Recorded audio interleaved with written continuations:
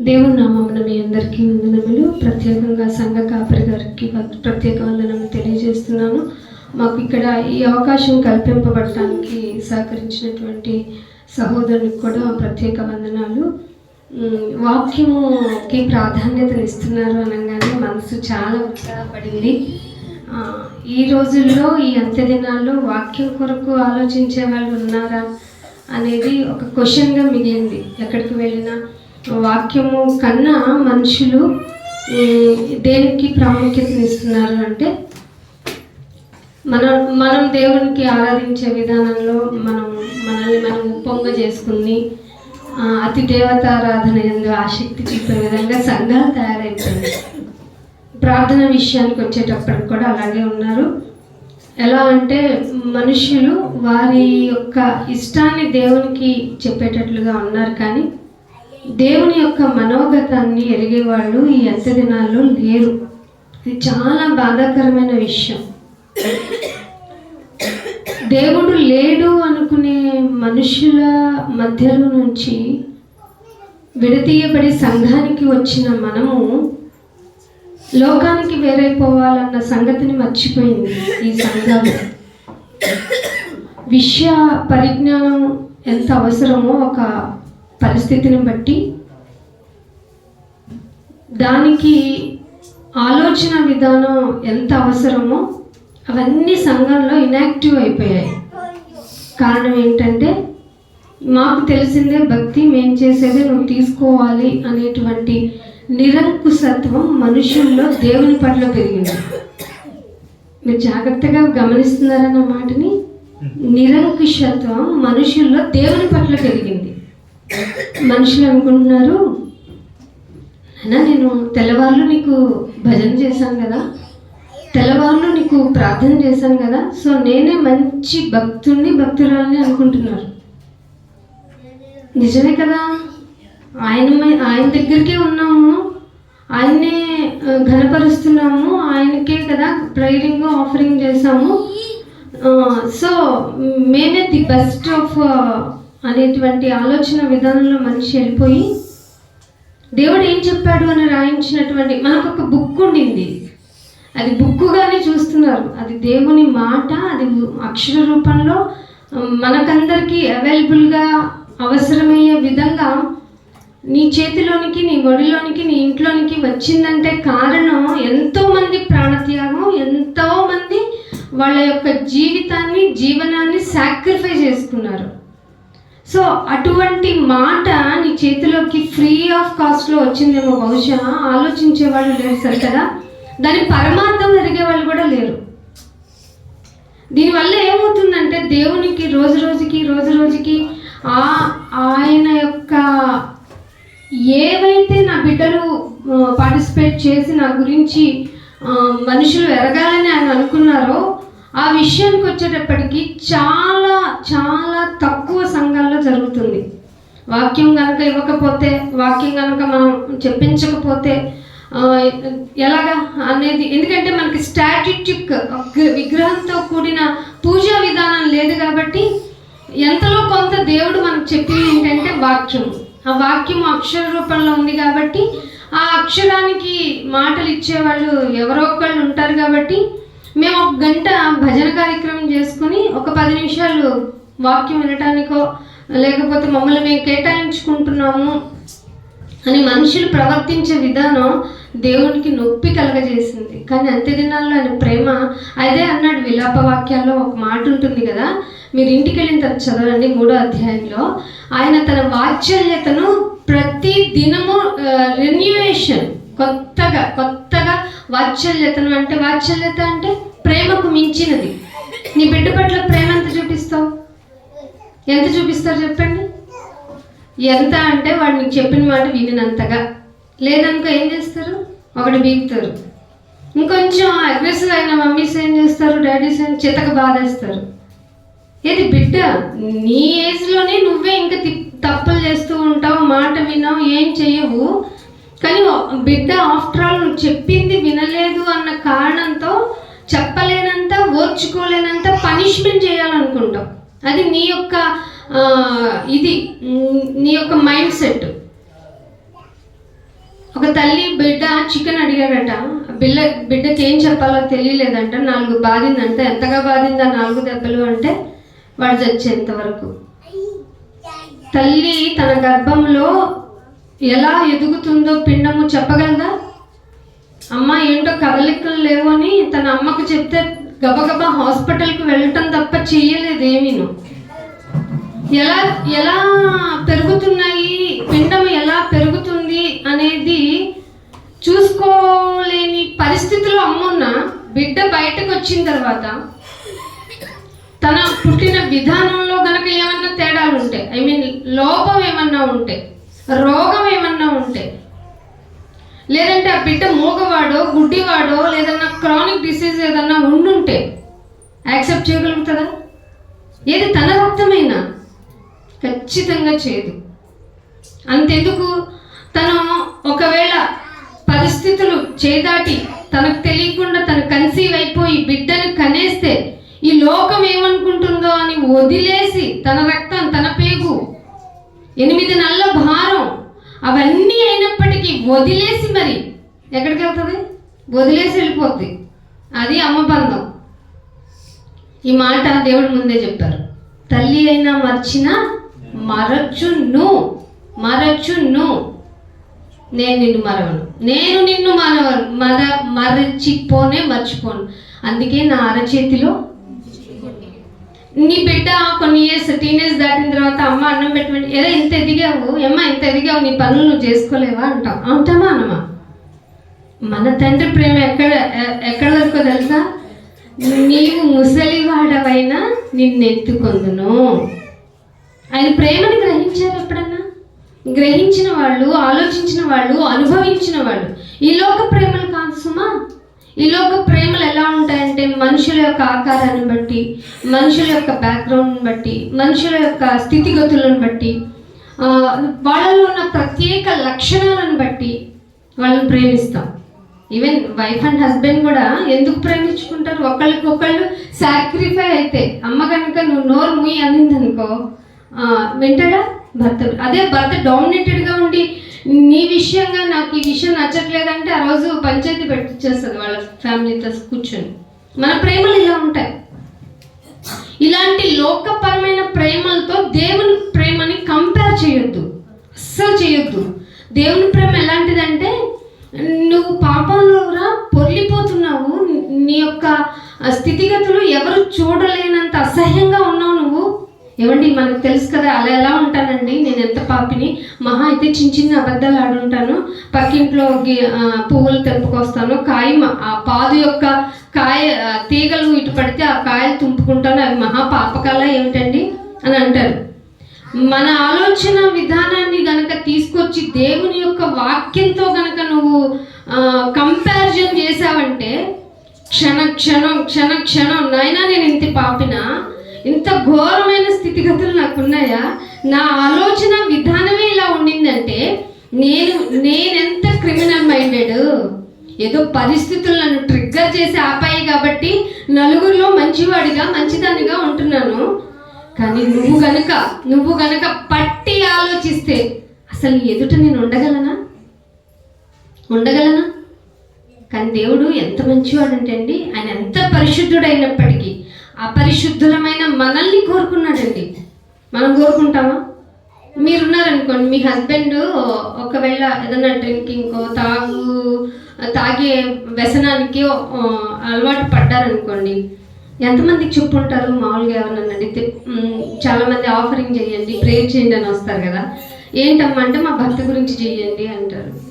ఏంటమ్మా ప్రాబ్లము అంటే మా ఆయన తాగుతాడండి, అసలు మాట విండండి. ఎందుకు ఈ మాట?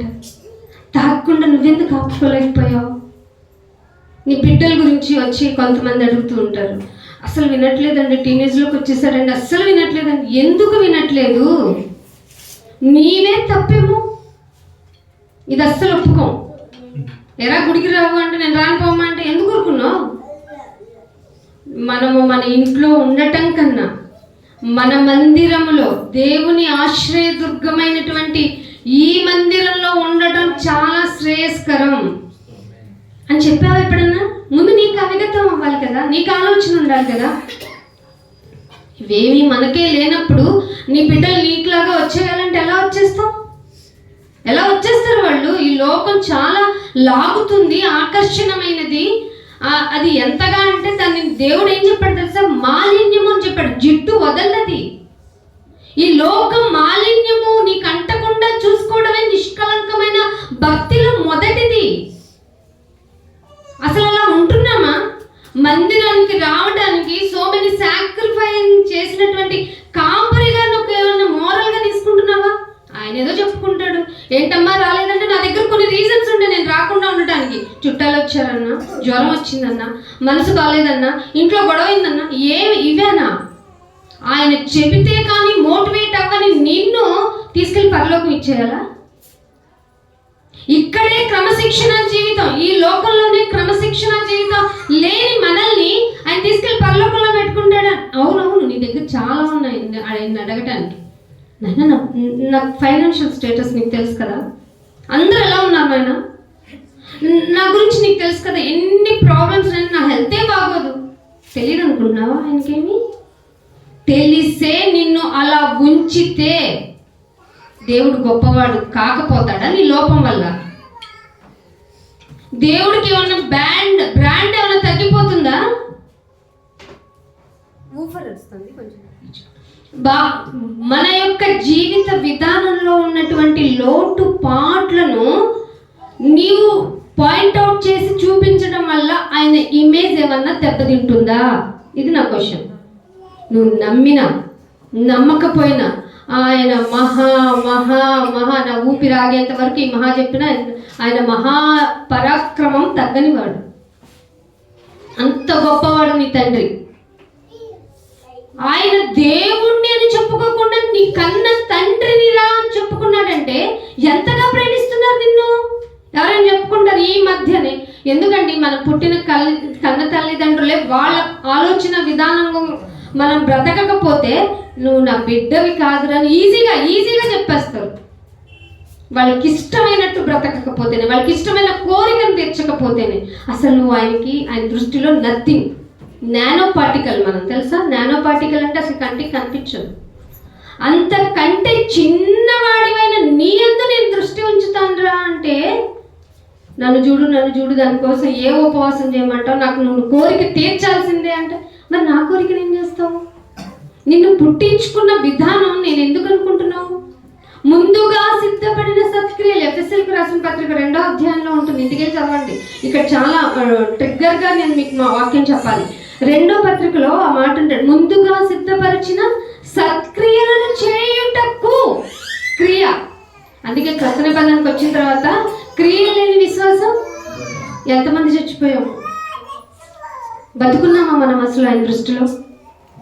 ఆయన చూడగానే, పరిచయం చూడగానే కార్యక్రమాల ప్రకారం, క్రమం ప్రకారం, లోకపరమైన రీతి ప్రకారం, వంశాచారం ప్రకారం, మానవులు కల్పించిన పద్ధతుల ప్రకారం చాలా చాలా చాలా అక్యురెంట్గా ఉన్నారట. కానీ వాళ్ళ మనోగతం ఎదిగిన వాడు కదా ఆయన. దేవుడు ఏం చూస్తాడు? దేవుడు ఏం చూస్తాడు? నువ్వు ఏ డ్రెస్సింగ్లో వచ్చావు, ఏ ఆఫరింగ్ ఇచ్చావు, ఎంత ప్రాఫిట్ తీసుకొచ్చి ఇచ్చావని చూస్తాడా? నీ మనసు చూస్తాడా? ఇది తెలిసి మనసును ఘోరంగా, అది ఘోరమైన వ్యాధి కలది అని తెలిసి కూడా నా హృదయం చాలా మంచిది అని గర్వించిన హృదయంతో ఇక్కడికి వచ్చేసి కూర్చుంటే ఆయన నీకేం చెప్తే నీకేం అర్థం అవుతుంది? ఏం అర్థం కాదు. పైగా అంటావు, దేవుడా నేను నీకంటే, నువ్వు ఒప్పుకోవట్లేదు కానీ నువ్వు ఆలోచించట్లేదు కానీ నేను ఎంత భక్తున్నా నీకు తెలియదు. ఇద్దరు వచ్చారు కదా, మీకు తెలుసు కదా, బైబిల్లో ఇద్దరు వచ్చారంట. వాళ్ళు వచ్చి ప్రేయర్ చేసుకుంటే ఒక పర్సన్ ఏమో నేను ఆకాశం వైపు కూడా కన్నులెత్తుటకు నేను అర్హుణ్ణి కాదు అంటే, ఇంకొకటి వీళ్ళకి నేను లేనుగా. ప్రేయర్స్ ఎలా ఉంటాయి తెలుసా? మనం పక్కనే కూర్చుంటా, పక్క వాళ్ళతో కంపారిజన్. నీ ఆత్మ ప్రకారం నీ యొక్క హానెస్టీ ఆఫరింగ్ ఆయనకి ఎలా వెళ్తుంది? నేను లేకపోతే జరుగుద్దంటావా నాయనా అన్నట్టుగా వెళ్తుందా? అలాగే ఒక భక్తుడు అనుకుంటే, బలికి మొక్కన వాళ్ళు ఇంకా 700 మంది ఉన్నారు, ఏమంటావు ఇప్పుడు అన్నాడు. నువ్వు కాకపోతే ఆయన పని జరిగించుకోవడానికి చాలా మందిని తీసుకొచ్చుకుంటాడు. ఆయనకు అవసరం, ఆయన చేయించుకోగలడు.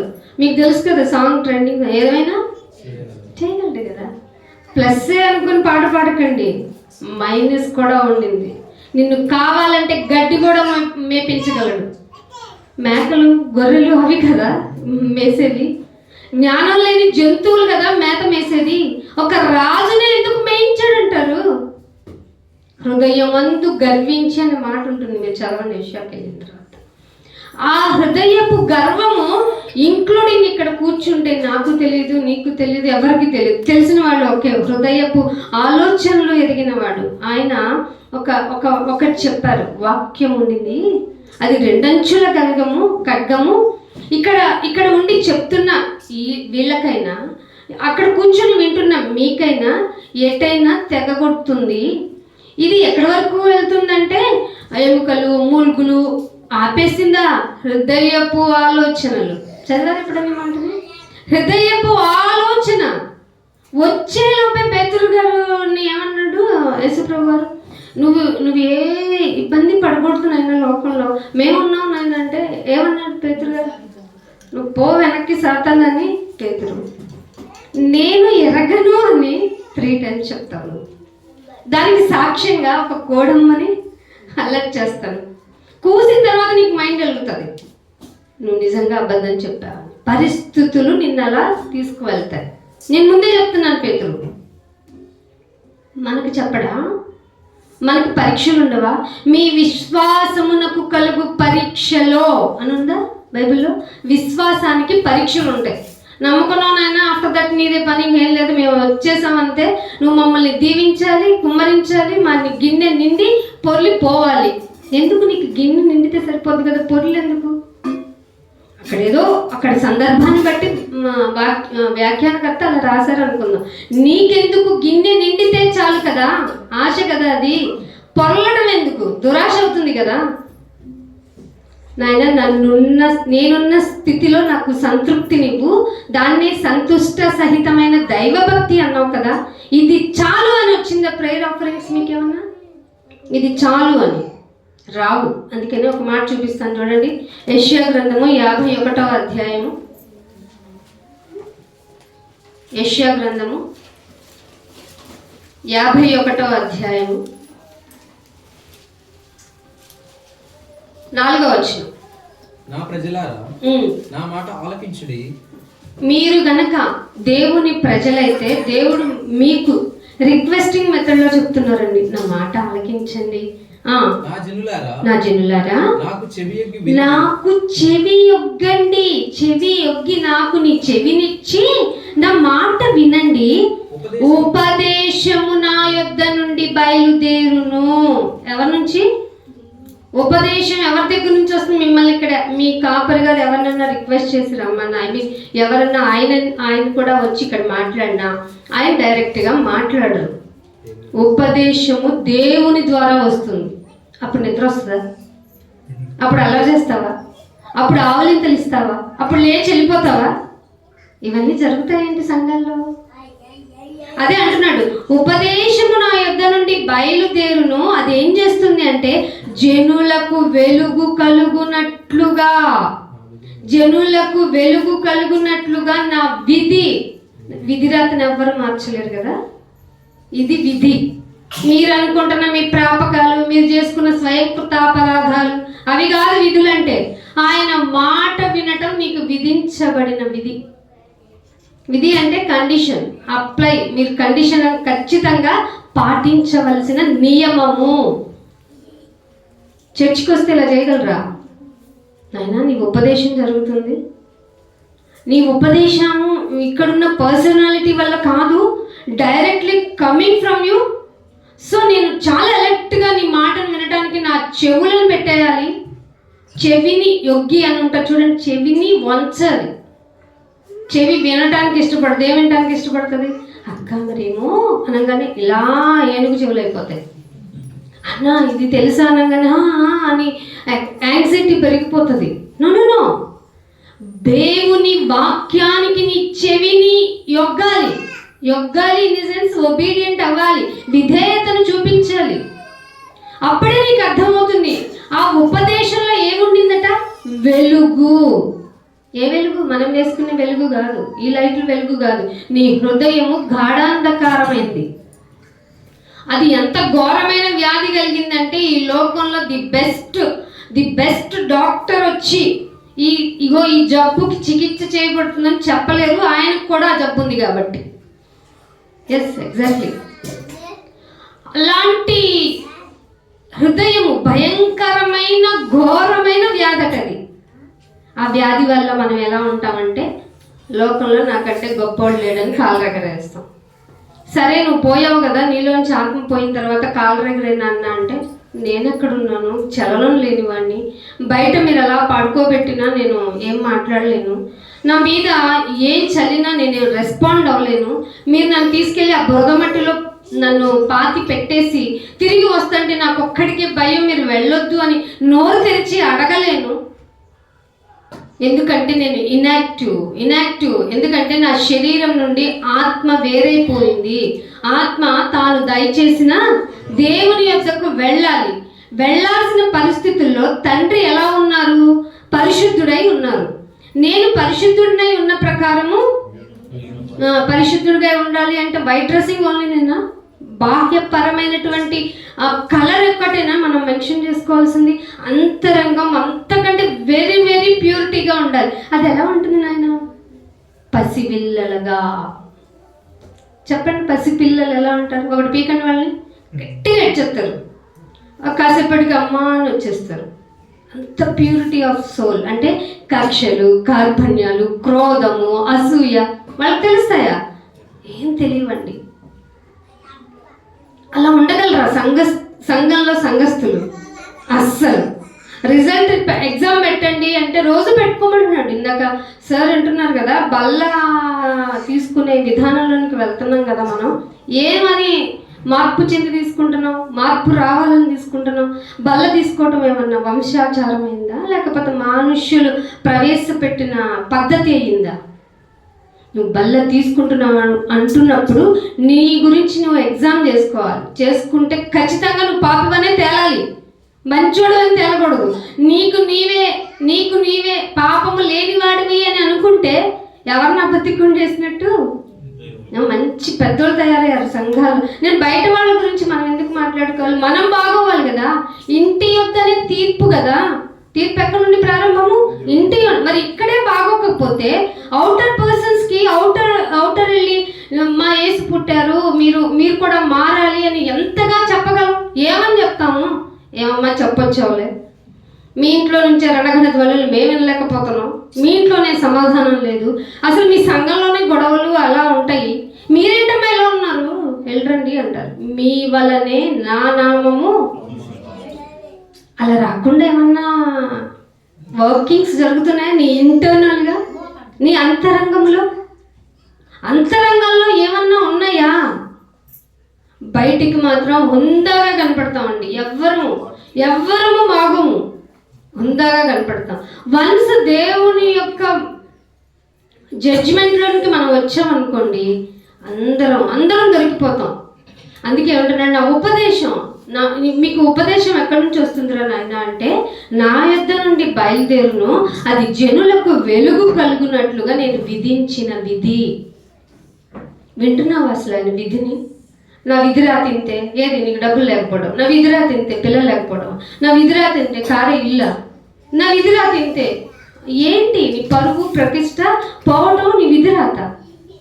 పరువు ఎక్కడ, ప్రతిష్ట ఎక్కడ, అసలు వాటి యొక్క ఏమంటారు ఆకారం ఏంటి?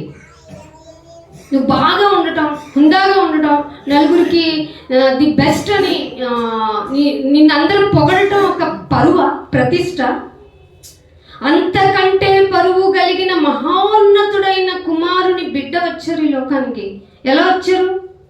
ది బెస్ట్ బంగ్లా ఎక్కడ ఉంది? యేసుప్రభు వారు పుట్టిన బంగ్లా. పొరపాటు పడుతున్నారు. పశువుల పాకల్లోకి జ్ఞానులు వచ్చారు. మీరు లోకాసు వార్త 1వ అధ్యాయంలో చదవండి. ఆయన పశువుల పాకలో జన్మించిన తర్వాత ఇంటిలోనికి వచ్చారు జ్ఞానులు. పుట్టింది పశువుల పాకలో కాదు, అక్కడ ఆయన ఎంచుకున్న విధానం. పుట్టిన తరువాత అక్కడికి వెళ్ళారు వాళ్ళు. ఎక్కడ పుట్టాడు అనేది కూడా మళ్ళీ ఎందుకంటే ఆ ప్లేస్ పుణ్యక్షేత్రం చేసేస్తాం కదా మనం, మనకి అతి దేవతారాధన కదా మనకి. అయ్యా ఇక్కడ పుట్టావా, యెరూషలేము వెళ్ళిపోతాను. యెరూషలేమునే వదలలేని మనము ఎక్కడో పుట్టాడు అన్న ప్లేస్ని ఎందుకు వదులుతాం? గట్టిగా మంచి కన్స్ట్రక్షన్ బిల్డింగ్ కట్టేస్తాం. అతి దేవతారాధన మనకి ఆసక్తి ఎక్కువ. అతి దేవతారాధన యందు ఆసక్తి కలిగి తాము చూచిన వాటి గురించి గొప్పగా గొప్పగా చెప్పుకున్న ప్రభుత్వం మనం కదా. సో సీక్రెట్ చేస్తాడు ఆ ప్లేస్ని ఆయన. ఒరే మరి మీకు యెరూషలేము అని చెప్పకపోతే, నజరేతు అని చెప్పకపోతే మీకు క్వశ్చన్లు వస్తాయి. సో నేను ప్లేస్ డిక్లరేషన్ ఇస్తున్నాను, కానీ ఆ ప్లేస్ అనేది నేను కన్ఫ్యూజన్ చేస్తున్నాను, జాగ్రత్తగా వినండి అని చెప్పాడు ఆయన. ఎక్కడ పుట్టాడో అనే దానికన్నా మీలో పుట్టాడా లేదా అనేది మెయిన్ కాన్సెప్ట్ ఇక్కడ. అందుకని ఇంకొక మాట చూపిస్తాను చూడండి. హోషియా గ్రంథము 2వ అధ్యాయము, హోషియా గ్రంథము 2వ అధ్యాయము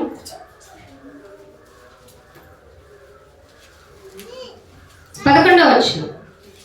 దాని ఉత్సవ కాలములను, పండుగలను, అమావాస్యలను, విశ్రాంతి దినములను అండర్లైన్ చేసుకోండి. మనం అయ్యో నాయన విశ్రాంతి దినం వాట్ ఆర్ యూ టాకింగ్ అనకండి. బైబిల్లో ఉన్నది జాగ్రత్తగా గమనించండి. దాని ఉత్సవ కాలాలు, ప్రతి దానికి ఉత్సవమేనండి. ప్రతి దానికి గుడి కట్టాము, దానికి ఇయర్ అయిందా పండగ. బాప్తీసం తీసుకున్నాము, 1 year అయింది పండగ. బాప్తీసం తీసుకున్నాము, ఇయర్స్ దాటిపోయింది. ఎన్ని ఆత్మల గురించి నువ్వు ఎన్ని దేవుని పరమైన యాక్టివిటీస్ చేసావు? అప్పుడు ఏమైనా చెప్పగలవా నీ సాక్ష్యంలో? ఉత్సవ కాలములను, అమావాస్యలు కూడా పాటిస్తున్నారండి ఈ మధ్య క్రైస్తవులు. ఏమన్నా గుడి గృహప్రవేశం అంటే ఈ మధ్య అమావాస్య దినాలు గడుస్తున్నాయంట కదా, కొంచెం దాటి వెళ్ళదు. నీకెందుకు అమావాస్య జరిగితే? అమావాస్య, పౌర్ణమి ఇవన్నీ జరగాలి, అప్పుడే ఋతువులు జరుగుతాయి. అందుకే చంద్రుడు ఉన్నారు, అందుకే సూర్యుడు ఉన్నారు. కొన్ని వాటిలో ఏమన్నా ఆపేసుకో, అమావాస్య పౌర్ణమి రాకుండా అవుతుందని వల్ల. ఏదో రాశి బాగాలేదంటావు. ఏ రాశి కావాలి నీకు? బోళ్ళనున్నాయి, కోటాను కోట్ల నక్షత్ర రాసులు. దానికి ఒక్కదానికైనా నువ్వు పేరు పెట్టగలవా? పెడతాం. ఇప్పుడు సైంటిస్టులు పెడుతున్నారు, కానీ దాని యొక్క ఉనికిని పట్టుకోలేకపోతున్నాం. వాళ్ళు ఎప్పుడో సవాల్ చేశారు, God particle we will catch up అని. ఎందుకు క్యాచ్అప్ చేస్తావు? గాడ్ పార్టికల్ నువ్వు పట్టుకుంటావా? ఎలా అవుతుంది? నీ ఉత్సవ కాలాలు ఏది పడితే దాన్ని ఉత్సవం చేసి వదిలిపెట్టేస్తున్నావు. కానీ ఆయన యొక్క నీతి ఏంటి, ఆయన యొక్క న్యాయం ఏంటి, ఆయన ఉండమన్న యథార్థత ఏంటి, అసలు ఏ పరిస్థితులను ఎలా ట్రిగ్గర్ చేసినా నేను నా దేవుని కోసమే బ్రతికి తీరుతాను అన్న నీ విశ్వాస తీవ్రత ఎంత? లేకపోతే టప్పుక్కున పడిపోతున్నావా సమస్యల సుడిగుండం వలలో? ఉత్సవ కాలాల యందు, పండగల యందు, అమావాస్య, విశ్రాంతి దినాలు, నియామక కాలాలు కూడా నేను మాన్పించేస్తాను అన్నాడు పాత నిబంధనలు. మనం ఏం చేస్తాం? మనకి ఇప్పుడు సీజనల్ కలిసి వచ్చిందేమో, మరి నాకు తెలీదు. ఈ టైంలో మీకు వచ్చి చెప్పడం. పండగ ఎందుకు చేస్తున్నాం? మీరు చేస్తారో చేయరో నాకు తెలియదు, కానీ ఒకవేళ బయట టోటల్ వరల్డ్కి క్వశ్చన్, పండగ ఎందుకు చేస్తున్నాం తెలియదు మనకి. అందరికీ పండగలు ఉన్నాయి కదన్నా, మనం కూడా చేసుకోవాలి. నేను పండగ చేయమన్నాడా? విశ్వాసి నీతిగా ఉంటే పరలోకంలో ఆనందం, ఒక ఆత్మని రక్షించి తీసుకొస్తే ఇక్కడికి అక్కడ ఆనందం. అలాంటి పండగలు మాకెందుకన్నా, మాకు కనపడతాయా ఏమిటి? అవ్వదు. ఒక ఆత్మను రక్షిస్తే పరలోకంలో ఆనందం అంట. పరలోకానికి ఆనందం కలిగించాలంటే ఇలా మాటలతో మిమ్మల్ని మీరు తర్ఫీదు చేసుకొని మిమ్మల్ని మీరు చెక్కుకోవాలి. ఎంతగా అంటే ఒకడు నిన్ను అన్యాయంగా నీ మీద ఒక నింద వేశాడు, వెంటనే అలా నా సంగతి తెలియదు, అదే పాత టైంలో అయి ఉంటే అని చెప్తావు. పాత టైంని నువ్వే మర్చిపోలా, వాళ్ళు ఎందుకు మర్చిపోతారు? నాకు తెలిసాడు నువ్వు పాతోడు వేనని అంటాడు. నువ్వు ఏందన్నా అన్నా, నేనైతే ఇచ్చేయలేదు అని చెప్తావా? సాఫ్ట్ టోన్తో చెప్పలేవు. మనలో ఉక్రోషం, ఉక్రోధం, కోపం, ఇంకా చెయ్యి ఎత్తి కొట్టడం కూడా జరిగిపోతాయి. అంత ప్రబుద్ధులం మనం. దొరికేదాకా అందరు ఎలాంటి వాళ్ళు? దొరలే కదా. ఇప్పుడు మనందరం సంఘంలో దొరలమే. 1 days దేర్. న్యాయ విమర్శలో మంచిదైనను చెడ్డదైనను ఏది పలికినను, why are you talking on that time అని, దట్ వర్డ్ ఒక మాటని దేవుడు తీసుకొచ్చి నిన్ను న్యాయ విమర్శల మహాసభలో నుంచోబెట్టి అడుగుతాడంట. ఈ భయం ఉంది అసలు? అడుగుతాడా? అసలు ఇమాజిన్కి తట్టట్లేదు. ఒక మహాసభను మనం కండక్ట్ చేయాలంటే తొక్కుని చచ్చిపోతారే బాబు. ఇది మనుషుల మహాసభలు, క్రోధంతో నిండుకున్నాయి, అవకాశం కోసం నిండుకున్నాయి. వీటిని మనం మేనేజ్ చేయలేం. ఎస్, కానీ నిన్ను నన్ను కోటాను కోట్ల మందిని మహాసభలో నుంచోబెట్టేది ఆ మహాదేవుడు, క్రియేటర్, నిన్ను సృజించిన వాడు. ఇది ఒకటి గుర్తుపెట్టుకోవాలి. నిన్ను సృజించిన వాడికి నిన్ను కంట్రోల్ చేయడం రాదంటారా? ఖచ్చితంగా. దాన్ని ఎప్పుడు దాని మైండ్ సెట్ ఏంటో, అది ఎప్పుడు హై పిచ్లో వెళ్తుందో, ఎప్పుడు లో పిచ్లో వెళ్తుందో, ఏ విధంగా ఆలోచిస్తుందో అసలు ఆయన చెప్పాడు, నీ హృదయపు ఆలోచనలు ఎరిగినోడు నేను. దాని మీదే నా దృష్టి అంతా, దాని మీదే. నువ్వేం థింక్ చేస్తున్నావు? సంఘాల్లో ఇది ఆలోచించు, పరీక్షించుకునే విధానంలో నాయన నా ఆలోచన ఎంత ఘోరంగా ఉండిందా, ఎంత ఘోరంగానా అని ఈ ఆలోచించుకునే విధానంలో నేను సంఘానికి వస్తే నాకేంటైనా పండగలు కనపడుతున్నాయి ఇక్కడ, అంటే లోకమే కనపడుతుంది, ఉత్సవ కాలాలు కనపడుతున్నాయి. అమావాస్య అంటారండి, created by, total by you కదా, టోటల్ బై మీరే కదా నాయన. మరి మీరు చేసినప్పుడు, చేసిందంతా మంచిది అన్నప్పుడు ఈరోజు బాగాలేదన్నాను నేను కూడా సంఘంలోకి వచ్చానటం ఏంటి కదా? ఏదో తప్పు జరుగుతుంది మనకు తెలియకుండానే. వెలుగు దూత ఇక్కడికి వచ్చింది. ఎప్పుడు చూసారు ఇది? యేసుప్రభు వారు ఎప్పుడు చూసారండి? ఆయన బ్రతికున్న దినంలోనే చూశాడు. నైనా దెయ్యాలు వెళ్ళిపోతున్నాయి తెలుసా అన్నాడంట శిష్యులు వచ్చి. బాబు వెలుగుదూత అలా పట్టం నేను చూశాను, నాకు టెన్షన్గా ఉంది, మీరేమైపోతారో, మీ గురించి నేను ప్రార్థన చేస్తున్నాను అన్నాడు. మిరాకిల్స్ ఎక్కడ జరుగుతున్నాయి ఇప్పుడు? అంటే జరగవా అని మీరు నా దగ్గర క్వశ్చన్ మార్క్ వేయకండి. స్వస్థపరచు అన్నారా లేదా? అది ఇప్పుడైనా, అప్పుడైనా, ఎప్పటికైనా? ఎప్పటికైనా కదా. నీ విశ్వాసాన్ని బట్టి జరిగిపోద్ది, విశ్వాసం లేకపోయినా కూడా జరిగిపోద్ది, అవునా కదా? విశ్వాసం లేని చాలా మందిని ఆయన ఆ టైంలో స్వస్థత పరిచారు. అది పక్కన పెట్టండి. ఇప్పుడు మనం ఆలోచిస్తున్న విధానంలో పండగ ఈ పండగ ఉత్సవాల విషయాలకు వచ్చేటప్పటికి ఏంటినైనా దినము కూడా నేను చెడ్డదని నా నోటితోనే చెప్పేస్తున్నాను. నేనేమన్నా వెలుగుదూత యొక్క సర్వెంట్ని అంటావా? ఎగ్జాక్ట్లీ వెలుగుదూత వేషం వేసుకుని ఎలా అయితే కనిపించని జరగని కార్యాన్ని ఇదిగో జరిగిందని మెస్మరైజ్ చేసి చూపిస్తుందో, అలాగే మీరు కూడా మీ ప్రవర్తన విధానం, నోటి మాటల ద్వారా మీరే దేవుణ్ణి కించపరిచేస్తున్నారు. ముందు మనం మంచివారం కాదు, అంత్య దినాల్లో సోన్సో పరిస్థితులు ఇలా ఉంటాయని ఆ పరిస్థితుల్లో కారకాలు ఏమేమి చెప్పాడు? మనుషులు ఎలా ఉంటారంట? అస్సలు ఎఫెక్షన్ ఉండదు, స్వార్థపరులు, దాదాపు ఎన్నో లక్షణాలు చెప్పాడు. అవన్నీ ఎక్కడ ఉన్నాయి? గేదెల్లో ఉన్నాయా?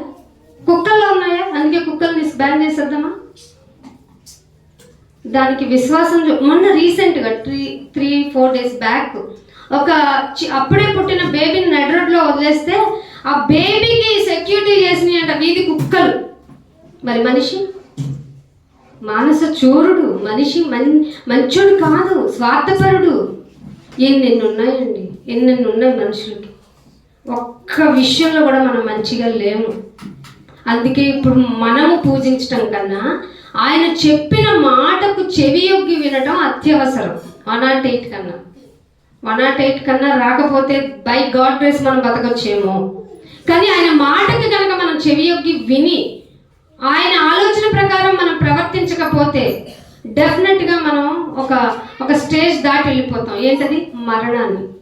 ఆ మరణాన్ని దాటి వెళ్ళినప్పుడు నువ్వు వెళ్ళాల్సింది ఖచ్చితంగా either this place or that place. నరకమా, స్వర్గమా?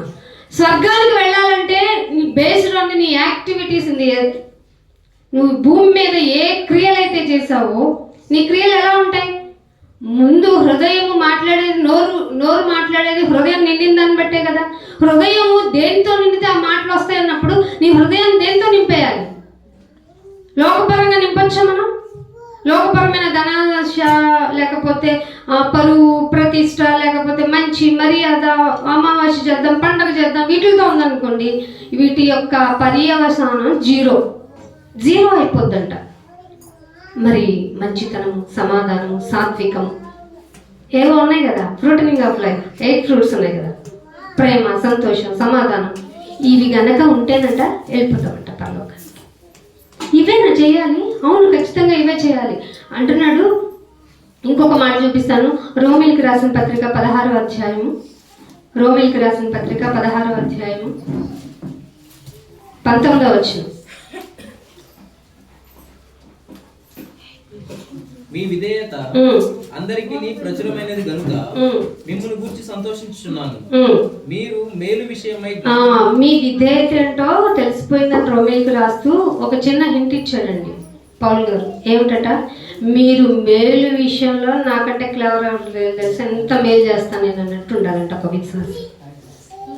వాళ్ళు విశ్వాసులేనండి బాబోయ్, వాళ్ళతో మాత్రం గెలవలేం. ఇది మన సాక్ష్యం బయట.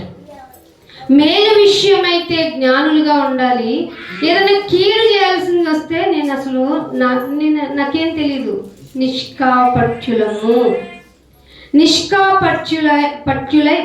నిష్కాపటులనై ఉండాలి. ఇదండి, ఇది చేస్తే చాలు. ఇది చేయగలం అసలు? ఇంట్లోనే గెలవలేం. వీధిలో ఏం గెలుస్తాం మనం? ఇంట్లో గెలుస్తామా? ఎంత తిట్టినా భర్త, ఎంత తిట్టినా భార్య న్యూట్రల్ మైండ్తో ఉండగలమా? ఎందుకు ఉంటాం? నీకు తెచ్చి పడేస్తున్నాను కదే, నేను చెప్పినట్టు విను అంటాడు. నేను ఇంట్లో ఎంత జాగ్రత్త చేస్తున్నాను తెలుసా? ఒక పని మనిషికి కూడా ఇచ్చిన వాల్యూ నాకు ఇవ్వరు అంటారు. రెండు కుదురుతాయా? ఇదే మేలు చేయటమే విషయంలో నేను జ్ఞానిని అనుకో, ఎంత పని చెప్తావో నాకు చెప్తావు. నేను బాధపడుతూనే నా పనిని చేస్తాను, కానీ ఆ బాధ యొక్క, ఆ సఫరింగ్ యొక్క ఆఫరింగ్ ఎక్కడికి వెళ్తుందో తెలుసా నీకు? ఎక్కడికి వెళ్తుందండి? దేవుని దగ్గరికి వెళ్తుంది. దేవుడు చెప్పిన వాగ్దానం ఏంటి? నిన్నెవరన్నా టచ్ చేస్తే అది ఈక్వల్ టు నా కనుగుడ్డు. కనుగుడ్డు తగిలితే ఎలా ఉంటుందండి? Very irritation. బతకగలుగుతారా? అలా చెయ్యం. దేవునికి మనం సమయం ఇవ్వము, దేవునికి ఆప్షన్ ఇవ్వము. దేవుని కొరకు మనం బ్రతకాలన్న నిర్ణయం ఉంటే మేలు చేయటంలో జ్ఞానులం. ఇంకొకటి ఏమంటున్నాడు? కీడు చేయాలనుకున్నప్పుడు.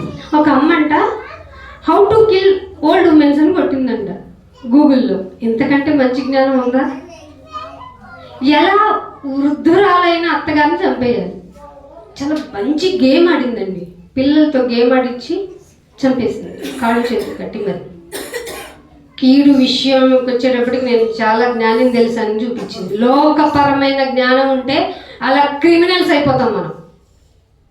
లోకపరమైన జ్ఞానాన్ని పక్కన పెట్టేసి ఎప్పుడైతే దేవుని వాక్యానికి నువ్వు ప్రయారిటీ ఇస్తావో అప్పుడు ఎలా ఉంటావో తెలుసా? మేలు చేయడానికి నాకంటే గొప్పవాళ్ళు లేరు తెలుసా అని దేవుడి చేత పొగిడించుకోబడతావు. అందుకు వాక్యానికి ఎక్కువ ప్రయారిటీ ఇవ్వాలి. అందుకు వాక్యం మీద ఎక్కువ ధ్యానం పెట్టాలి. చాలామంది వినువారు మాత్రమే ఉంటున్నారు, కానీ ఏం చేయాలంట? మీరు వినువారు మాత్రమే ఉంటే మిమ్మల్ని మీరు మోసం చేసుకున్నట్టే. మరి ఏం చేయాలి? మీరు వాక్య ప్రకారం, వాక్యం ఏం చెప్పింది? విన్నాం నాయనా, నా బుద్ధి బాగాలేదు, మార్చుకుంటా. ఇది క్రియ. విన్నాం నాయనా, నా పద్ధతి బాగాలేదు, నన్ను నేను రెక్టిఫై చేసుకుంటా. నీ ముందు నన్ను నేను తగ్గించుకుంటా. నీకంటే ఎవరినైనా గొప్పవాళ్ళు నువ్వే తగ్గించుకున్న భూమి మీదకి వచ్చినప్పుడు మనుషులకు చాలా బిల్డింగ్లు ఉన్నాయి, నిన్ను వెంబడిస్తామన్న వాడికి నువ్వు ఇచ్చిన ఆన్సర్ చూస్తే నాకు భయం వేస్తుంది. నక్కలకు బొరియలు ఉన్నాయి, ఆకాశ పక్షులకు గూళ్ళు ఉన్నాయి, మనిషి కుమారుడైన నాకు నో ప్లేస్. అంటే ఆయనకి ప్లేస్ లేకనా, అవసరం లేకనా? మీరు చెప్పండి.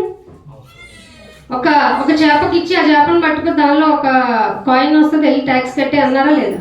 ఒక ఫిష్లోనే కాయిన్ ఉందని తెలిసిన ఆయనకి మిగతా విషయాల్లో గనులు ఎక్కడున్నాయి, బంగారం ఎక్కడుంది, గోల్డ్ ఎక్కడుంది, వజ్రాలు ఎక్కడున్నాయి, అపరంజులు ఎక్కడున్నాయి? గోల్డ్ అన్నా, అపరంజి అన్నా, బంగారం అన్నా ఒకటే. మనం తీసే ముడి సరుకుని బట్టి దాని పేరు అలా పెట్టబడతా ఉంటుంది. కానీ ఇవన్నీ ఉన్నాయని తెలీదా మహానుభావుడికి? క్రియేటర్ కదా ఆయన, లేకుండా ఏది కలిగిందా? కలగలేదు కదా. మరి నీ విశ్వాసం ఎందుకని? కొన్ని విషయాల్లో నీకు ఏదైనా లోటు జరిగింది అనుకోండి, నీకు ఏదైనా లోపం ఉందనుకోండి, ఇది ఇవ్వలేదంటయ్యా అని ఇక్కడ ఎందుకు ఏడుస్తున్నావు? ఇచ్చినా సరే చూడు నాయన, నా విశ్వాసంలో ఏ మాత్రం తొణకలేదు, బెణకలేదు. ఎందుకంటే నువ్వే ఇస్తావు, నువ్వే తీసుకుంటావు. నాకు అవసరం అనుకుంటే ఉంచుతావు, లేదంటే తీసేస్తావు. దానికి నా విశ్వాసాన్ని ఎందుకు నేను చెడగట్టుకోవాలి? ఈ విశ్వాసంతోనే కదా నేను హెవెన్కి రావాలి. శరీరము చిరిగిపోయినా అన్నాడు భక్తుడు ఒకరు, యోగు గారు కదా. ఈ శరీరం ఇలా చీకిపోయినను నేను ఆత్మతో దేవుణ్ణి చూస్తాను. ఈ యొక్క గోల్ ఉందా మనకి? లేదు. అందుకనే ఇంకొక మాట చూపిస్తాను చూడండి. ద్వితీయోపదేశ కాండము 28వ అధ్యాయము, ద్వితీయోపదేశ కాండము 28వ అధ్యాయము 20వ వచనం. నీవు నన్ను విడిచి చేసిన నీ దుష్కార్యం, నీవు నన్ను విడిచేసావు. ఫస్ట్ చేసిన తప్పేంటో తెలుసా? నన్ను విడిచిపెట్టడం. అదేంటి నాయన, నీ మందిరంలోకి వచ్చి వెళ్తున్నావు అంతే. నన్ను విడిచి చేస్తే నువ్వు వేసేదేంటో తెలుసా? మంచి కార్యాలు అసలు చేయవు. వాడిని చంపేయడానికి కూడా వెనుకాడు. మనిషి నాలాంటి వాడే, నాలాగే సఫర్ అవుతూ ఉంటాడు. కత్తితో పొడిస్తే, కాల్ చేస్తే, నన్ను ఇబ్బంది పెడితేనే నా కళ్ళ నుంచి టీయర్స్ వస్తాయి. సో ఇలాంటి స్వభావం ఉంటుంది. ఏది? దేవుణ్ణి విడిచిపెట్టకుండా ఉంటే. అందుకే దేవుడు ఏం చెప్పాడు తెలుసా? నిన్నెలా ప్రేమించుకుంటావు? కాలకుండా, గుచ్చుకోకుండా, చెమట పట్టకుండా, అసలు ఎంతగా కాపాడుకుంటావు. మంచి ఫుడ్ పెట్టుకుంటూ, నువ్వేమో మంచి ఫుడ్ తింటావు, ఇంకొన్ని క్షణాల్లో పాడైపోయి ఫుడ్నేమో బెచ్చం వేస్తావు. ఇది నిన్ను వల్ల నీ పొరుగు వాడినా. నీవు నన్ను విడిచి చేసిన నీ దుష్కార్యముల చేత నువ్వు హతం చేయబడ్డావు. నువ్వు చచ్చిపోయావు. హతము చేయబడింది. అక్కడితో ఆగలేదు. వేగముగా నశించిపోయే వరకు నేను ఎంటర్ అవుతా. నువ్వు తొందరగా చచ్చిపోవాలి. ఎందుకంటే తెగులు కదా నువ్వు, కంటామినేషన్ కదా నువ్వు. కరోనా వచ్చినప్పుడు ఒక పర్సన్కి కంటామినేషన్ అయితే ఎలా అయితే అతను సపరేట్గా ఐడల్గా పెట్టేశామో, అలా పెట్టకపోతే మనం చచ్చిపోతాం అనుకుని మనల్ని మనం ఎలా కాపాడుకోవడానికి చేశామో, దేవుడు ఎంటర్ అయ్యి దుష్కార్యము చేసేవాడిని వేగముగా నశించిపోయే వరకు నేను చేయాలనుకున్న కార్యాలన్నిటి విషయంలో, అన్ని విషయాల్లో నాశనము అయ్యే వరకు నిన్నేం చేస్తాడంట? దేవుడు నిన్ను శపించేస్తాడట. నీలో కలవరాన్ని పుట్టించేస్తాడంట. గద్దింపు నీ మీదకి తెచ్చేస్తాడంట. ఏ గద్దింపు? దేవుని గద్దింపు. ఎందుకంటే మనుషుల ద్వారా ఆయన చెప్పించిన ఉపదేశం నువ్వు విన్నట్టే ఉండి నటించి ఓవర్ యాక్షన్ చేసావు కదా. నటిస్తున్నా, నేను చాలా బాగా వింటున్నాను తెలుసా, అప్లాజింగ్ చేశాను తెలుసా నువ్వు చెప్తుంటే అన్నావు కదా. ఈ విషయాలుగా నేను నిన్ను గద్దిస్తాను. నేను గద్దించడం అంటే నా గద్దింపు కాదు కదా, నా మాటే ఉరుములు మెరుపులుతో కూడినటువంటి ఫ్రీక్వెన్సీ ఉంటుంది. ఇంకా నేను గద్దిస్తే నువ్వు బతుకుతావా? ఏ మనిషి దేవుణ్ణి చూసి బ్రతకలేడు తెలుసా మీకు. మేము చూసామండి అంటే మీకు ఒక నమస్కారం. ఎందుకంటే ఐ రిజల్యూషను మొన్న రీసెంట్గా రీసెర్చ్లో తెలిసింది. ఇప్పుడు మన చుట్టూ కొన్ని జరుగుతూనే ఉంటాయట. మన ఐ ఫ్రీక్వెన్సీని బట్టి ఆ వెలుతురు కానీ ఆ ఆబ్జెక్టింగ్ కానీ మనం ఎంతవరకు అయితే చూడగలమో దాన్ని మాత్రమే మనం పసిగట్టగలం. సరౌండింగ్లో ఎన్నో జరుగుతున్నాయి కానీ మనం చూడటం లేదు. అంటే ఈ ఐకి ఇంత ఫిక్సబుల్ రిజల్యూషన్ అని పెట్టింది ఎవరో? నువ్వు పెట్టావా? నీ బిడ్డకి కళ్ళు ఇంకా బాగుండాలని, అందంగా ఉండాలని, ఏమన్నా రిజల్యూషన్ బాగుండాలని నీ గర్భంలో ఉన్నప్పుడు నువ్వేమన్నా హ్యాండ్ మేడింగ్ ఏమైనా చేసావా? ఇప్పటికి మనకు చాలా ఇష్టం కదా చేతితో చేసిన హస్తకళలు, చేతితో చేసిన వంటలు, చేతితో చేసినవి మనకు బాగా ఇష్టం కదా. హోమ్ మేడ్ అంటే బాగా ఇష్టం కదా. మరి నీ హోమ్ మేడ్తో నువ్వేమన్నా నీ బిడ్డల్ని క్రియేట్ చేసావా? నీవేమన్నా అలా మీ పేరెంటింగ్ లైఫ్లో ఏమన్నా మీ పేరెంట్స్ చెప్పారా నీకు, నాన్న నీ కళ్ళు ఇలా ఉండాలిరా, ఎందుకంటే నాకు ఇలా ఇష్టం, నీ రంగు ఇలా ఉండాలిరా, ఇలా ఇష్టం, అందుకే నేను నా ఊంపులోని ఇలా చేసుకున్నాను ఏ మదర్ అయినా మీతో చెప్పిందా? నువ్వు పుట్టే వరకు తెలియదు ఏ పోలికలో పుట్టావు. ఒకవేళ అమ్మ పోలిక లేకపోయినా, నాన్న పోలిక లేకపోయినా, కలర్ లేకపోయినా మనకు డౌట్ వచ్చేస్తుంది. ఎవరినో డౌట్ పెడతాం. అంత కర్మకాండులం మనం. జెనెటికల్గా తెలియదు, ఫిజికల్గా తెలియదు, హార్మోనల్ విషయంగా ఏం తెలీదు. అవసరం లేదు కదా మనకి. పుట్టిన తర్వాత ఒకవేళ కళ్ళు నీలాగా ఉన్నాయి, కాళ్ళు నాలాగా ఉన్నాయి, వీళ్ళు నాలాగా అవుతాడు కాదు, మా తాత ఇలా ఉండేవాడు వాళ్ళలాగా అవుతాడు, వాడి పేరు పెడదాం, వీళ్ళ మా మామయ్య పేరు మంచిది, ఆ పేరు కలిసి వచ్చేలాగా ఈ ప్లానింగ్ ఉంది. కానీ ఊంపులో గర్భములో ఏమన్నా ప్లానింగ్ ఉందిందా? ఎందుకంటే మనకు లేనిపోని అహం. నేను నిన్ను గద్దించేస్తాను, నువ్వు ఇంకా ఇంకా లాస్ట్ వరకు వెళ్ళిపోండి. ఈ అధ్యాయంలో లాస్ట్లో ఒక మాట ఉంటుందండి. నీవు మరి ఎప్పుడు దీనిని చూడకూడదని ఎప్పుడు చూడకూడదని నేను నీతో చెప్పిన మార్గము ఒకటి ఉంది. నువ్వు ఎప్పుడు చూడకూడదురా. నువ్వు బతికున్నంత కాలం నేనేం చెప్తున్నానంటే నువ్వు నరకాన్ని చూడకూడదు. నరకం ఎవరి కోసం చేయబడింది? సాతాను కోసం, దాని సమూహం కోసం. మరి దానిలోకి ఎవరు వెళ్ళిపోతున్నారు? ఎవరు కనపడ్డారు? యేసుప్రభువు వారు పరిచయం చేసిన లాజరు ధనవంతులు ఎక్కడ వాళ్ళు? మనుషులు. వాళ్ళు ఎందుకు వెళ్ళారు? నా మాట వినకుండా నన్ను విడిచిపెట్టేసి దుష్కార్యం చేసావు కదా. ఏం చేసావు ధనవంతుడు అంటే, నాకు ఇచ్చిన ధనంతో ది బెస్ట్ వస్త్రాలు ఎక్కడ కొనుక్కుంటాయి? కాశీలో దొరుకుతాయా? అవి గో అని పర్చేస్తారు. కొనుక్కొచ్చుకున్నాను. ఏది? ఊదా రంగు వస్త్రాలు. దేవుని కంటే సుఖం కావాలి నాకు. ప్రార్థనకి ఏమంటాం, మంచిగా నిద్రపోతే మైండ్ ఫ్రెష్గా ఉంటుంది.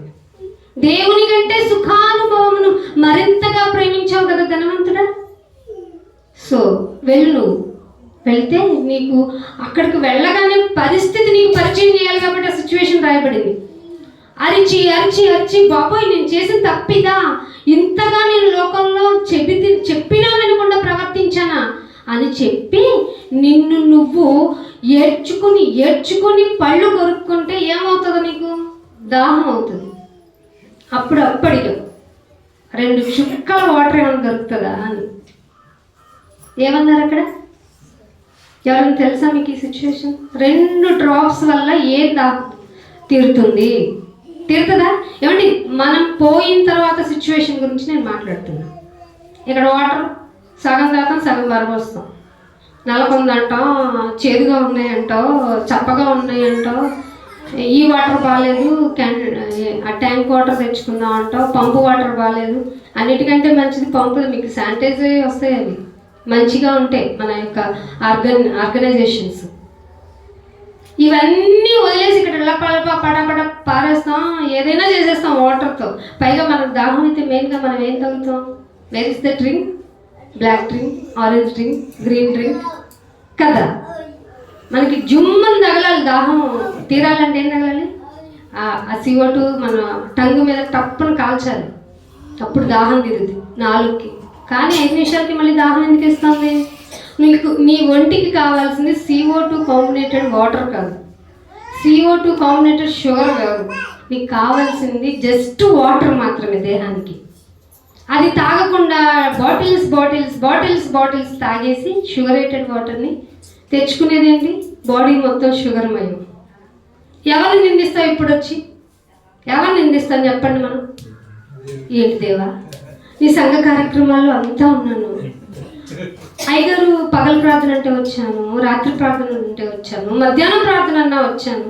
ఒక్కొక్కసారి నా డ్యూటీలు కూడా మానేసుకున్నాను, నా పనులు కూడా పక్కన పెట్టాను. నేనైతే మా వారితో తిట్లు తన్నులు కూడా తిన్నాను, వంట చేసి రాలేదని.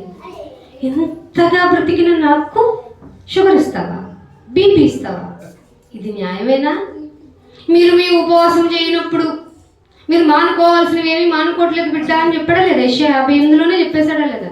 ఇట్టి ఉపవాసం నాకు అసహ్యంగా ఉంది, అందుకే హోషేయ గ్రంథానికి వచ్చేసరికి మీ పండుగలు ఉత్సవాలు అన్నీ మానిపించేస్తాను, మీరు పాటలు పాడటం కూడా ఆపేయండి అన్నాడు. మీరు మలాఖీలోకి వెళ్ళి చూస్తే మీకు టైం కొంచెం ఉంది కాబట్టి నా పాఠాన్ని మొత్తం కుదిస్తున్నాను. మీ పాటలు కూడా మానేయండి. రణగణ ధ్వనులు ఏంటి? నాకు పక్కింటి వాళ్ళు సౌండ్ పెడితేనే భరించలేము కదండి, కామన్గా హ్యూమన్ నేచర్తో. నువ్వు మాత్రం దేవా అంటూ పాడేస్తున్నావు. పోనీ ఏమన్నా హృదయ ఆవేదనతో కూడింది ఏమన్నా వస్తుందా? భజన చేయరా భక్త పాలక అన్నట్టు ఊరికి ఊగిపోతున్నావు. హృదయం ఎదురా ఎక్కడుందో తెలియదని లోకం పాడేసింది. మరి నీకన్నా తెలియాలి కదరా నాన్న, ఈ హృదయం మంచిది కాదు, దానికి ఔషధం నా దగ్గర ఉంది. వాక్యం వినుటతోనే నీకు జ్ఞానము వివేకము కలుగుతాయని చెప్పింది బైబిల్. ఇవి వద్దా నీకు? వివేకం ఉంటే ఎక్కడ ఎలా ప్రవర్తించాలో నీకు తెలుస్తుంది కదా. వివేకం ఉంటే దేన్ని ఎలా తప్పించుకోవాలో తెలుస్తుంది కదా. వివేకం ఉంటే ఏది ప్రాముఖ్యమైనదో తెలుస్తుంది కదా. వివేకం ఉంటే ఏది ఖ్యాతి గలదో నీకు తెలుస్తుంది కదా. శ్రేష్టమైన దానిని ఎన్నుకునే వివేకాన్ని మనుషుల కంటే ఆకాశ పక్షుల కంటే నేను నీకు ఇచ్చాను. ఎందుకు ఇచ్చాను? ఏరోప్లేన్లో వెళ్ళిపోమనా? టెక్నికల్గా ఆర్టిఫిషియల్ ఇంటెలిజెన్స్ నీకు నీవే క్లోనింగ్ చేసుకోమనా? వీటి కోసం ఇచ్చానా? వివేకం ఉంటే పరిస్థితుల్లో అవగాహన చేసుకొని సృష్టి కన్నా ఈ సృష్టిని నడిపే శక్తి ఏదో ఉంది. లేకపోతే ఇంత అలైన్మెంట్లు ఎందుకు తిరుగుతాయి? 111,600 కిలోమీటర్లతో భూమి తిరగడం ఏంటి? ఒక్కరోజైనా స్పీడ్ తగ్గదా? తగ్గదు. చంద్రుడు తన కక్షలోనే తిరగాలి, సూర్యుడు వాడి కక్షలోనే తిరగాలి. ఆయన భూమి కంటే 13 రెట్లు పెద్దవాడైనా సరే తిరుగుతూనే ఉండాలి, మండుతూనే ఉండాలి. మండేది ఎప్పటికైనా ఆరాలి కదా. కోట్ల సంవత్సరాలు క్రియేషన్ జరిగి మరి ఎందుకు ఇంకా మండుతూనే ఉంటుంది? దీనికి అంతం లేదా? ఉంది. నీ మీదే ఆధారపడింది దాని అంతం. ప్రకృతి యొక్క అంతం మన మీద ఆధారపడిందా? అవును, మన ప్రవర్తన విధానం. ఇక చూస్తాడు చూస్తాడు చూస్తాడు సంఘంలోనికే ఒకడు వచ్చేస్తాడట. ఎవరాడు? దశలోనికి రాసిన పత్రిక, దశలోనికి రాసిన పత్రిక చూడండి, 5వ అధ్యాయం.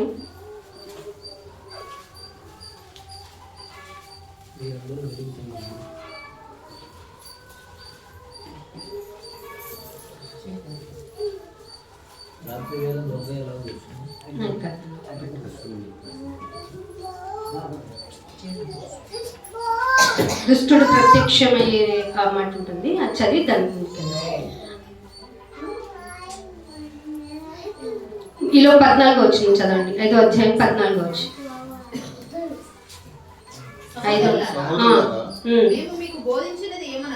మీకు బోధించేది ఏమంటే అక్రమముగా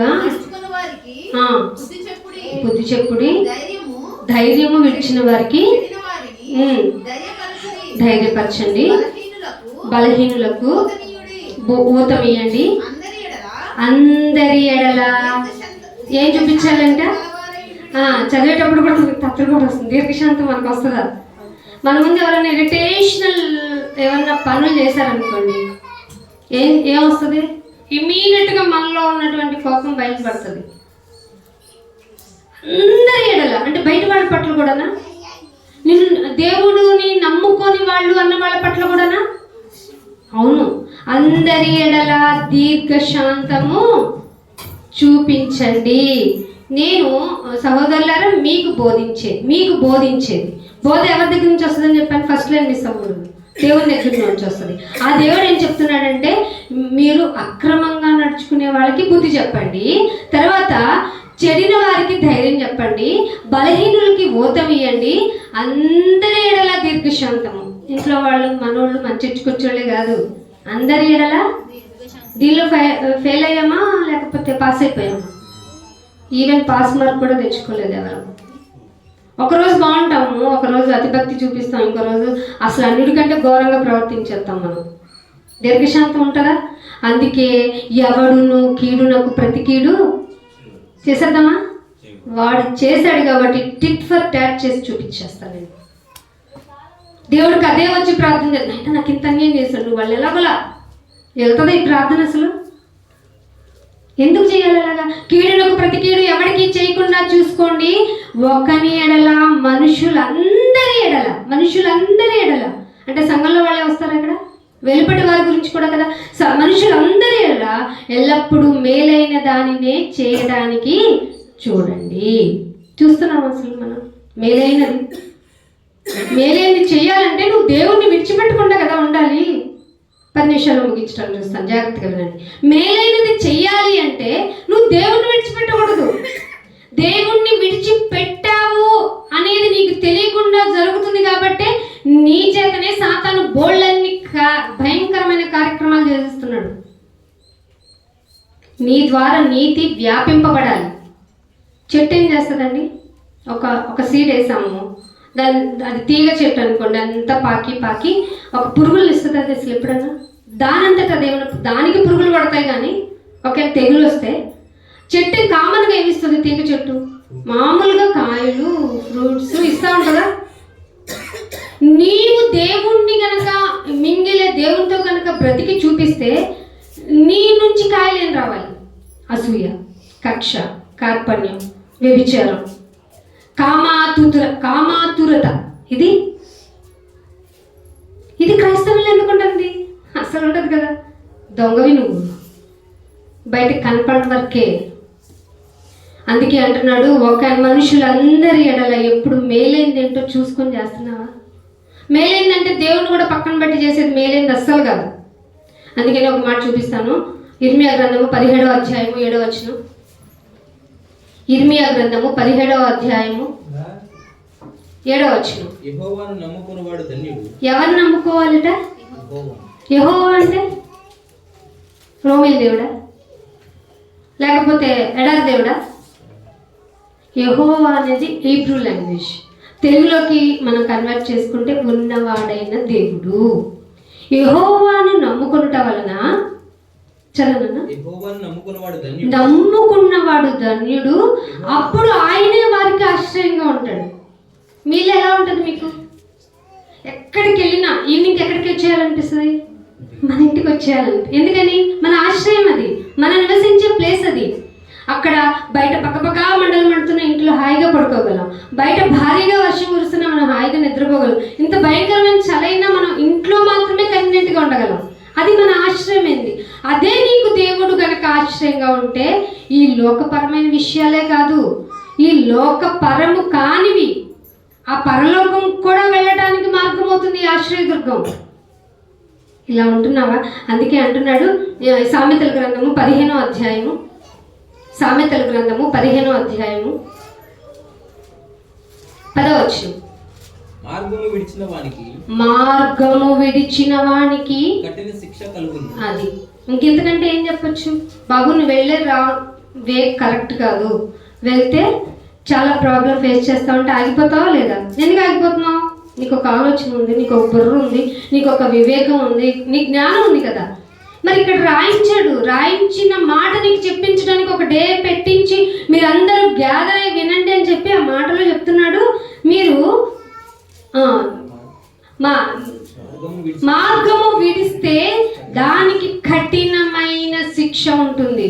కానీ గద్దింపు కూడా ద్వేషించేస్తున్నావే నువ్వు.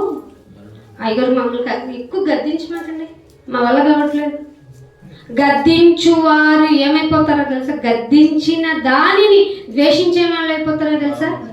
మేము ఎప్పటికైనా పోతాం, లోపల ఎవడు పర్మనెంట్ కాదనకండి. దేవుడు చెప్పే మరణం వేరు, మనకు రెండో మరణం గురించి బాగా తెలుసు కదా. ఏంటో మరణం? పరలోకం కాకుండా నరకానికి వెళ్ళటమే రెండో మరణం. గద్దింపును కూడా ద్వేషిస్తున్నావంటే నీలో ఎంత చేదు వేరు ప్రబలి కాయలు కాసేస్తుంది చూడు. కాబట్టి అక్రమం విస్తరించడం చేత మొత్తం స్మాష్ అయిపోయింది.